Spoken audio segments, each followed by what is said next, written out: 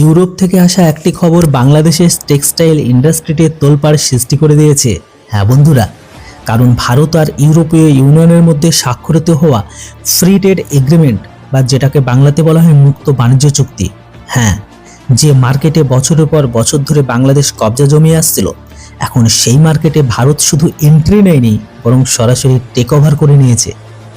আসলে ভারত আর ইউরোপ ইউনিয়নের মধ্যে যে এফটিএ স্বাক্ষরিত হয়েছে, তার সব থেকে বড় সুবিধা টেক্সটাইল সেক্টরে পেতে যাচ্ছে ভারত। এখনো পর্যন্ত সমস্যা ছিল এটাই যে ভারতের কাপড়ের ওপর ইউরোপ 9 থেকে 12% ইম্পোর্ট ডিউটি লাগাতো, সেখানে Bangladesh, Vietnam, Sri Lanka zero duty access পেত। অর্থাৎ ভারতের কাপড় ভালো হওয়া সত্ত্বেও দামি পড়তো, বাংলাদেশের কাপড় সস্তা আর ফার্স্ট চয়েস হয়ে উঠত তাদের।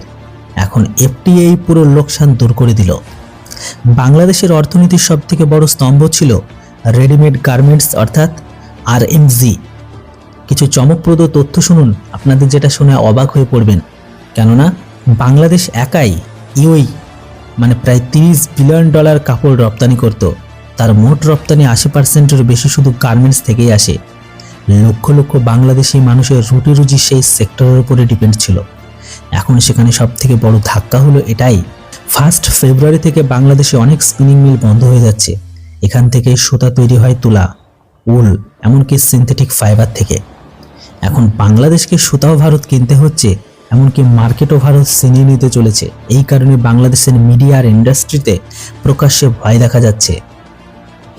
এখনো পর্যন্ত ভারত ইউএকে মাত্র 6 থেকে 7 বিলিয়ন ডলারের টেক্সটাইল রপ্তানি করত, কিন্তু এফটিএর পর পুরো চিত্র বদলে যেতে চলেছে। ভারতের সকল টেক্সটাইল প্রোডাক্ট ইউরোপীয় ইউনিয়নে জিরো ডিউটিতে যাবে, মানে যে কাপড় আগে ট্যাক্সের কারণে দামি ছিল, সেই কাপড় এখন সরাসরি প্রতিযোগিতায় নেমে পড়বে। আর এটাই সেই মুহূর্ত যেখানে ভারত সব থেকে বড় সুবিধা পাচ্ছে। বাংলাদেশ শুধু সেলাইয়ের কাজে শক্তিশালী, কিন্তু ভারতের কাছে কমপ্লিট সাপ্লাই চেইন রয়েছে। ভারতে মজুদ আছে কাঁচা তুলা, স্পিনিং মিলস, উইভিং, প্রসেসিং, এমনকি রেডিমেড গার্মেন্টস।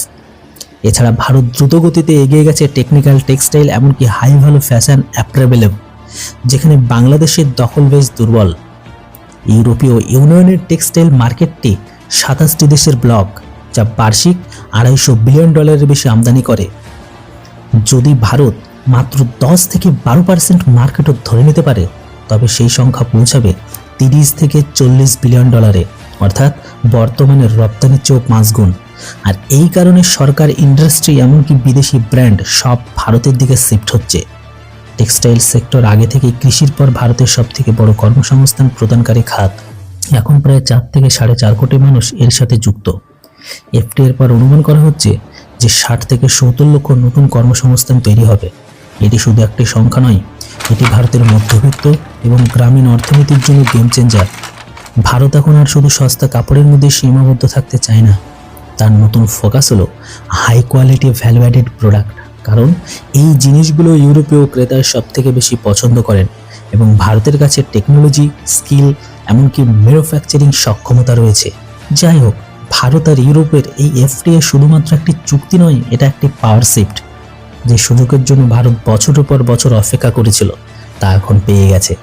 যদি সঠিক নীতি আর সঠিক বিনিয়োগ হয়, তবে আগামী সময়ে ভারত ইউরোপীয় ইউনিয়নের সব থেকে বড় টেক্সটাইল সাপ্লায়ার হয়ে উঠবে। এবং বাংলাদেশের জন্য এটি পরিষ্কার সংকেত যে লড়াই এখন আর আগের মতো হবে না। যেটাই হোক, এটা ভারতের জন্য একটা বড় সুবর্ণ সুযোগ।